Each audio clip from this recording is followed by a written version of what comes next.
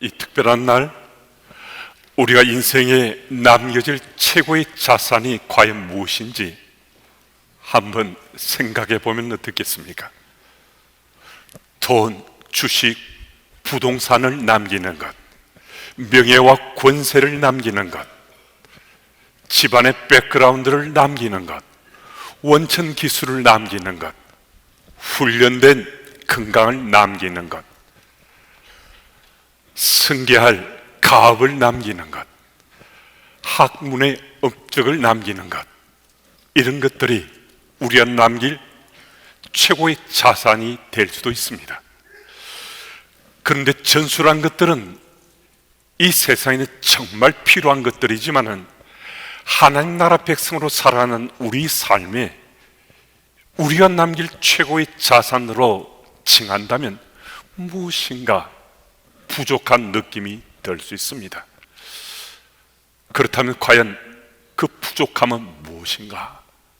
믿음의 삶이 빠져 있다는 거예요.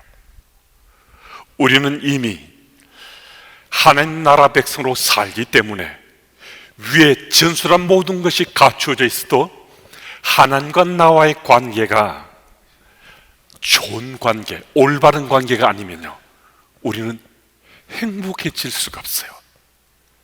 행복할 수가 없다는 거예요. 이것은 그리스도인으로 살아가는 우리들에게 불가항력적인 문제라 할 수 있습니다. 그렇다면 무엇을 남기는 것이 최고의 자산이라 할 수 있겠는가? 그것은 믿음의 자산의 상속입니다. 전술한 어떤 것들도 그것과 비교 가치가 되지 않는 믿음의 유산의 상속이 우리가 남길 최고의 자산이라 할 수 있습니다. 제 아버님에 대한 이야기를 하는 것을 널리 헤아려 주시면 좋겠습니다. 이 이야기는 제가 세움학당 강의를 할 때, 또 피택자 교육을 할 때 말씀드린 적이 있습니다. 제 아버님은 약 30년 전 학교를 조기 퇴직하시고 미국으로 이민을 가시게 됐습니다. 제 누님과 자형이 그보다 약 10년 전 미국에 가서 정착을 하시고 아버님 어머님을 초청하셨는데, 제 아버님 어머님이 저희 남겨진 3남매가 앞으로 미국에 갈 수 있으니까 먼저 가서 준비하겠느라고, 또 누님의 가정을 좀 도와주시겠느라고 미국으로 이민을 가시게 됐습니다. 한국에서 교사로 30여 년을 봉직하셨던 아버님이 은퇴하신 후 미국으로 이민 가기 전에 저희 3남매를 고향으로 부르셨습니다. 그래서 저는 서울에서 대구로 내려가게 됐고요, 아내와 함께 고속버스를 타고 가면서 기분이 참 좋았습니다. 얼마 전 아버님이 퇴직을 하셨는데 퇴직금을 많이 받으셨다는 거예요. 그래서 제가 장남이니까 아버님이 제 몫을 상당히 주시리라 하는 그 기대감을 가졌더니만, 제 아내가 왜 당신은 그렇게 공짜를 좋아하느냐고 제게 계속 핀잔을 줬습니다. 이제 고향에 도착해서, 또 제 동생들도 도착해서 제 아버님이 안방으로 우리를 부르셔서 저희들이 안방에 들어갔더니만, 아버님 어머님이 앉아 계시고 옆에 방석위에 흰 봉투가 여러 개가 쌓여 있었습니다. 그리고 아버님이 말씀하시기를 오래전에 친구에게 보증을 써주셔서 집안이 망하게 된 이야기부터 그때 하시던 사업도 그 보증건으로 인해 빚을 많이 진 이야기 등등을 하셨습니다. 물론 그 이야기는 저도 잘 알고 있었습니다. 그러시면서 미국에 들어가기 전에 그때 빚잔치를 하고 빚을 다 갚지 못했는데 이번에 그 퇴직금 받은 것으로 남은 빚을 다 갚고 들어가시겠다는 겁니다. 방석 옆에 흰 봉투를 쌓아놓은 것은 빚 갚을 사람의 이름과 그 금액이 기록되어 있었습니다. 그리고 말씀하시기를 이전에 내가 목돈이 없어서 빚을 갚고 싶어도 원화만 있었지 빚을 갚지 못했는데 이제 내게 목돈이 생겼으니까 내가 미국 가기 전에 이 퇴직금으로 빚 잔치하고 다 갚지 못한 그 빚을 갚으시겠다는 그 말씀이었습니다. 그리고 덧붙이시기를 평생을 예수 믿고 살아왔고 짧지 않는 시간을 장로로 주일을 하면서 살아왔는데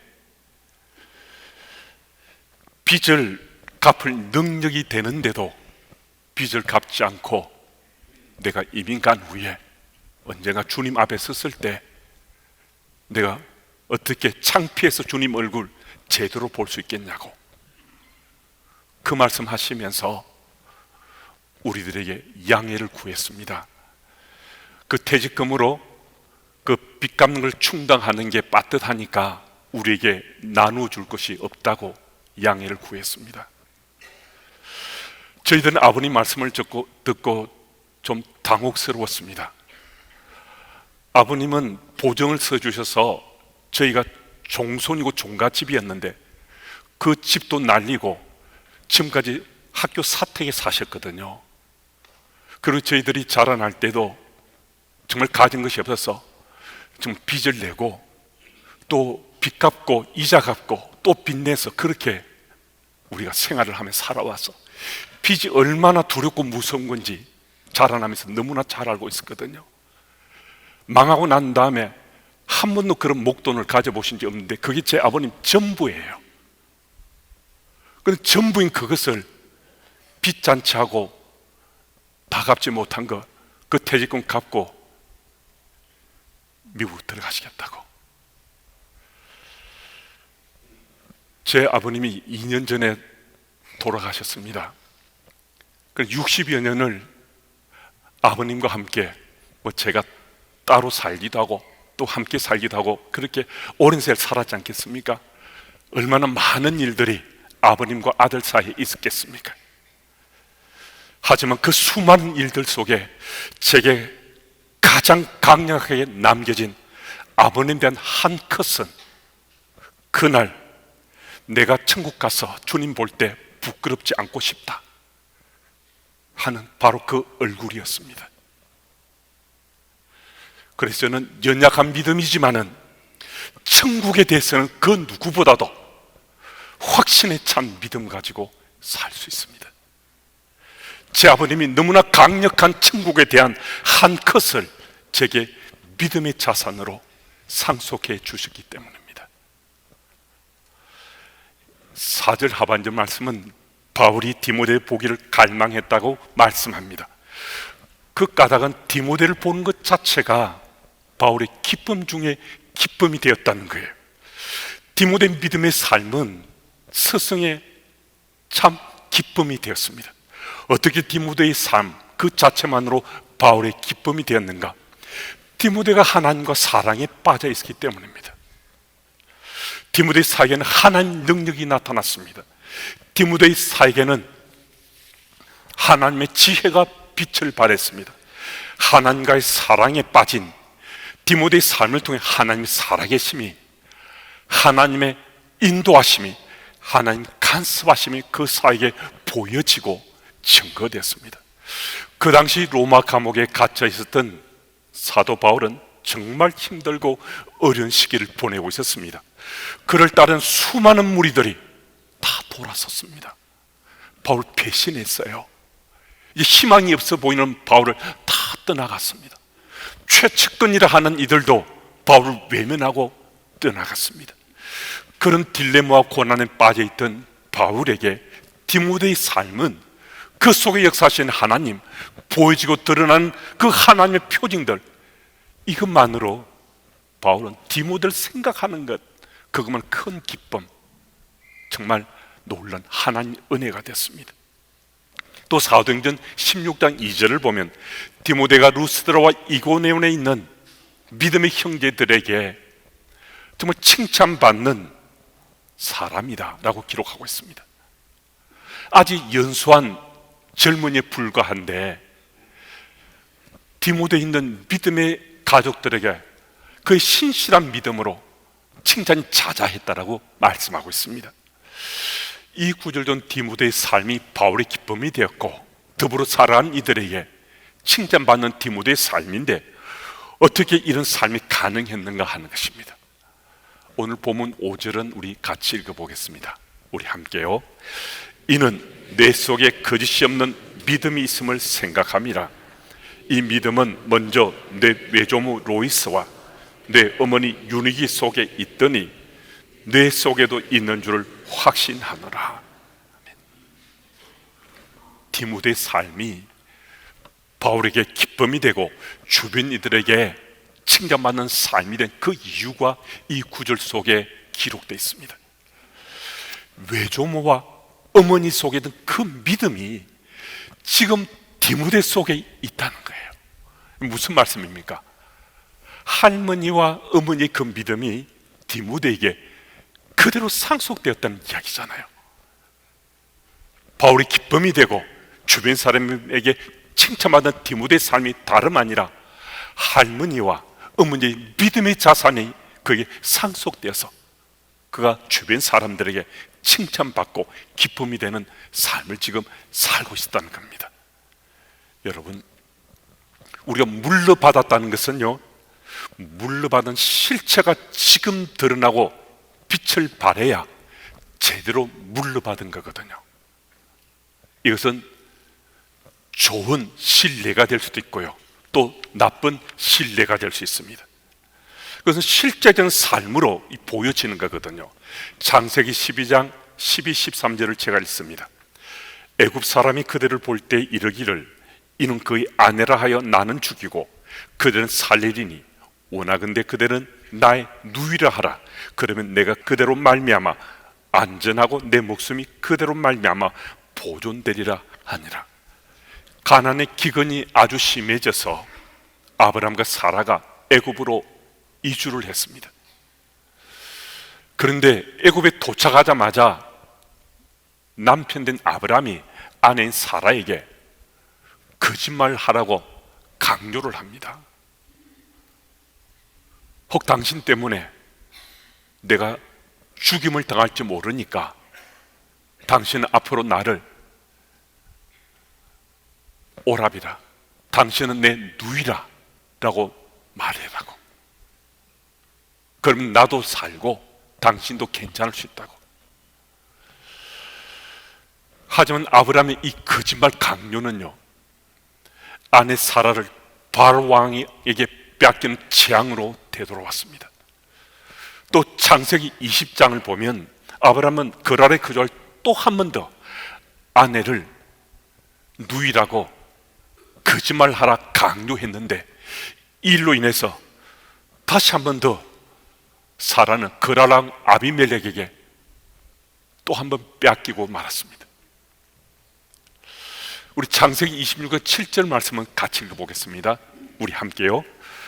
그곳 사람들이 그의 아내에 대하여 물으매 그가 말하기를 그는 내 누이라 하였으니 리브가는 보기에 아리따움으로 그 백성이 리브가로 말미암아 자기를 죽일까 하여 그는 내 아내라 하기를 두려워함이었더라.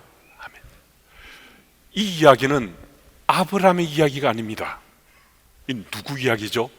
아브라함의 아들 이삭 얘기입니다. 아들 이삭이 꼭 자기 아버지처럼 자기가 죽을지도 모른다 하면서 아내 리브가를 누이라 말하고 거짓으로 강요를 하는데요, 이 일로 인해서 이 다음 구절을 보면 리브가 또한 블레셋 왕 아비멜렉에게 빼앗길 뻔했습니다. 무슨 말씀입니까? 그 내막은 자세히 알 수 없지만 우리는 짐작은 할 수 있습니다. 아브라함이 그 위기 속에 하나님께서 정말 위태위태한 아브라함과 사라를 구해 주셨거든요. 분명히 아브라함이 잘못을 저질렀는데도 하나님께서 두 차례나 아브라함을 건져내 주셨어요. 아마도 아들 이삭에게 자신들을 구해 주신 하나님, 건져주신 하나님, 그 하나님을 아들에게 이야기했을 수 있습니다. 그리고 바른 신앙의 삶을 살아라고 그 소망을 가졌을 수 있습니다. 그런데 아브라함의 의도와는 정말 다르게 아들 이삭은 아버지의 잘못된 모습을 그대로 따라갔다는 것입니다. 아브라함의 의도와는 달리 이삭도 자기 아버지처럼 자기가 살고자 아내를 거짓 강요로 팔아먹고 마는 그런 지경에 이르게 됐습니다. 여러분, 로이스와 유니게 그리고 디모데의 삶, 아브라함과 이삭의 삶을 우리가 지금 목격하고 있습니다. 여러분, 어떤 면이 닮은 꼴이고 어떤 면이 차이가 납니까? 차이점은 한쪽은 선하고 아름다운 결과물이 있고 한쪽은 창피하고 부끄러운 결과물이 맺어진 겁니다. 무엇을 말해주는 겁니까? 가까이 더불어 사는 가족들은 더불어 살아가면서 오늘도 한껏 그 삶을 지금 나누고 있는데요, 그 삶이 내일의 삶을 결정할 만큼 굉장한 영향력으로 그 삶의 열매로 맺어진다는 것입니다. 요즘 평균 연령은요 80세 이상인 것 우리 다 알고 있습니다. 작년 하반기하고 올 초에 제가 장례를 집례한 중에 우리 교우들이 부모님들의 경우에 100살 더 사시는, 그래서 제가 장례비 집례하신 분이 아마 한 5분 정도는 된 것 같아요. 그리고 뭐 심각한 질병을 앓거나 사고로 돌아가신 것 말고는 젊으셔도 80이고 보통 요즘은 90 이상 사신 분들을 장례 집례하거든요. 무슨 말입니까? 요즘은 뭐 대부분 평균 80세 이상은 다 사신다는 거거든요. 그러면 더불어 살아가는 가족들과는 짧게 수십 년, 길게는 뭐 7, 80년 더불어 산다는 얘기잖아요. 그럼 그 삶의 자리에서 우리는 오늘도 한 컷으로 끝을 같지만은 또 한 컷 또 한 컷 하며 삶을 나누고 남기며 산다는 거거든요. 가족들 사이에 지금 나는 어떤 것을 남기고 있는지 다시 한 번 더 내 신앙의 자리를 되돌아보는 기회가 된다면 오늘은 참 우리에게 정말 특별한 날이 될 수 있습니다. 근데 서로 수많은 남길 것을 나누다 하더라도 실제로 우리가 생각해 보면요, 남겨진 것 그렇게 많지 않습니다. 아주 강하게 기억될 만큼 깊은 흔적을 남겨 기억될 것은요, 하나, 둘, 셋, 그 정도에 그칩니다. 그래 한 컷 한 컷 아주 강하게 남겨진 그것이 우리 삶의 자산으로 영향을 미친다는 거거든요.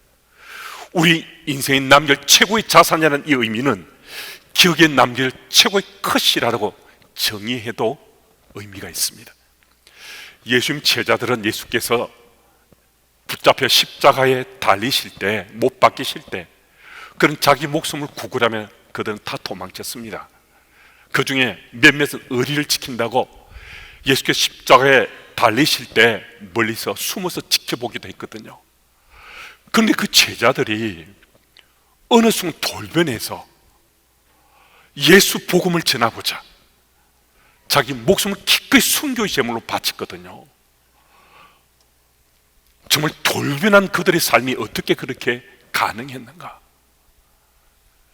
여러분, 부활하신 예수를 만난 이후에 제자들에게 예수님은 하나님의 아들로 믿어진 거예요. 그리스도로 믿어졌습니다. 3년간 지난 공생의 사역을 대석해 보니까 예수님이 그리스도시더라는 거예요. 하나님의 아들을 시대라는 거예요. 예수님과 제들 관계 속에 바로 정말 한 컷, 그들의 정말 기억되게 남겨질 한 컷은 예수님은 그리스도, 예수님은 하나님의 아들로 믿어지는 거였습니다. 그래서 그들은 예수님을 위해서 자기 목숨을 기꺼이 순교의 제물로 다 바쳤습니다. 베드로는 네로 황제 때 십자가에 거꾸로 매달려 순교했습니다. 안드레는 X자인 십자가에 묶여서 순교했습니다. 세베대의 아들 야고보는 헤롯에게 참수형을 당해서 순교당했습니다. 빌립은 히에로폴리스에서 십자가에 달린 채로 돌에 맞아 순교했습니다. 바돌로메는 가죽이 벗겨진 채 참수형으로 순교당했습니다. 도마는 인도에서 참수형으로 순교당했고, 마태는 에티오피아에서 참수형으로 순교당했습니다. 알피아의 아들 야고보는 톱질을 당해 순교했습니다. 다데오는 활에 맞아 순교했습니다. 가난한 사람 시몬은 거꾸로 매달려 톱질을 당해 순교당했습니다. 그리고 요한은 밤모섬에 기양 가서 요한계시록을 기록하는 등 유일하게 생존한 제자였습니다. 그리고 나머지 한 사람은 스스로 목매어 자살한 배신자 가룟 유다입니다. 12제자 중에 절대 다수를 할 수 있는 10명이 순교의 제물로 바쳤습니다. 그런데 그들이 함께 있다가 몰살당했는가? 그들이 어쩔 수 없는 상황에 함께 다 죽었나? 그렇지 않잖아요. 놀랍게도 그들은 다 다른 장소에서, 다른 나라에서 예수 복음 붙잡고 복음 전하다가 순교의 제물로 바쳐졌습니다. 여러분, 세상 곳곳으로 흩어져서 예수 복음 전하다가 기꺼이 자기를 순교의 제물로 바치고자 자처했다는 거예요. 스스로를 던졌다는 거예요. 어떻게 이것이 가능했는가? 예수님이 나의 그리스도로, 나의 구원자로 믿어진 그 한 컷이 제자들에게 최고의 자산으로 상속되었기 때문입니다. 예수님이 이전에는 선생으로 생존에 계셨을 때는 그렇게는 안 믿어졌는데, 부활하신 예수를 만난 그 이후에 예수님이 그리스도로 하나님의 아들을 믿은 그 믿음의 그 한 컷이 그들을 기꺼이 순교의 제물로 바쳐지게 했습니다. 여러분, 오늘 우리는 사랑하는 우리 자녀들, 가족들과 믿음의 삶을 함께 나눕니다. 우리도 한 컷을 지금 의식하건 혹은 의도하건 또 무의식 가운데 우리는 남겨가고 있습니다. 그런데요, 어느 순간 어느 날 우리 자녀들에게 내가 남긴 그 한 컷이 그들 인생의 최고의 자산이 되는 그날이 분명 도래하게 됩니다. 그럼 여러분, 어떤 것을 우리 남기겠습니까? 어떤 컷을 남기를 원하십니까? 그 컷이 언제 우리 자녀들에게 최고의 자산이 될 수 우리는 알 수 없지만, 우리 오늘 믿음의 삶을 우리가 반듯하게 살아서 우리가 남긴 그 한 컷이 언젠가 우리 자녀들에게 최고의 자산이 되도록 하는 그런 믿음의 삶을 우리가 살아내야 하지 않겠습니까? 여러분, 세상의 것 좋아 보이는 우리 다 자녀들이 물려주려고 합니다. 상속해 주려고 합니다. 어린이 주일을 맞은 오늘 특별한 날, 우리 내 믿음의 삶을 한 컷 내 자녀들과 잘 나누어서 언젠가 우리 자녀의 삶 속에 내가 남긴 그 한 컷이 그들의 최고의 자산이 될 수 있도록 믿음의 삶을 내가 잘 살아야 되겠다, 우리 결심하고 다짐하는 특별한 어린이 주일이 됐으면 참 좋겠습니다. 주께서 우리를 도와주셔서 우리에게 바른 믿음의 삶을 살게 하시고, 그 믿음의 삶의 한 컷들이 언젠가 우리 자녀들에게 분명 최고의 자산이 되도록 주께서 역사하실 것입니다.